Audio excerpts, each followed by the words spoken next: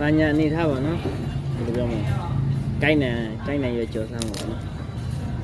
နိုင်ရွယ်ကိုဒီကရိုးရိုးကြောင်ကြောင်လိုက်ကြောင်လာပါနော်အမြဲတမ်းပါနော်လောက်တက်တော့မဟုတ်ပါဘူးဘာလို့လဲဆိုရင်ကိုယ်ပိုင်ကိုလောက်ထားတဲ့ဟာကိုယ်ပိုင်ကိုစားရတာရှိတယ်စားမရှိတယ်စားပေါ့တယ်စားငယ်နဲ့စားပါနော်ကိုလောက်ထားတာကိုစားကြည့်ရပါနော်သူဆိုတာမလောက်တဲ့ဥစ္စာဘာမှတော့မရှိဘူးမလောက်တဲ့ပဲနဲ့လောက်ကြည့်ရတာပါနော်ရအောင်လောက်ကြည့်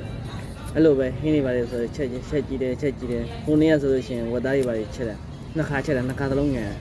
တော်သေးရထမင်းနဲ့မလို့အများကြီးတော့စကြတယ်အများကြီးတော့ကောင်းတယ်လို့တော့ကောင်းတယ်လို့တော့ကိုစားရတာအများလို့လည်းအဆင်မပြေဘူးဒါပေမဲ့ဝယ်ပြီးသားဟင်းချက်ပြီးသားဟင်းဆိုတော့ဘယ်လိုပြောမလဲဆိုရှင်လုပ်ပြီးတော့လဲနှုတ်မြရမှာနှမျောရတယ်နှမျောတော့လဲစားနှမျောတော့လဲစားသူအဲ့ဒါကိုင်းနေ30ဖို့ပေါ့နော်အကြီးမဟုတ်အသေးလေးကဘာလို့လဲဆိုအကြီးတွေကလည်း20တဲ့သေးလေးနဲ့အဲ့ဒါအသေးလေးပေါ့အသေးလေးကအများကြီးပဲခုတောင်တော်တော်ပကံပြည့်နေခုတောင်ပကံပြည့်နေ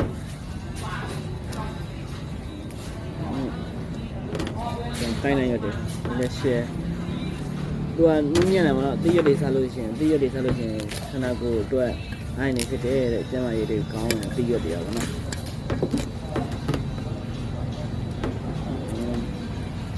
အမြဲတမ်းလည်းလုပ်မစားပြပါဘူးတစ်ခါတည်းရမှာကိုစိတ်ပါလို့ရှိရင်လောက်စားတယ်နော်ဘောကန်တလောက်အများကြီးပဲကြော်ရမှာနော်အေးပါကြော်ကနေကြမှာတစ်ခါပြရမှာနော်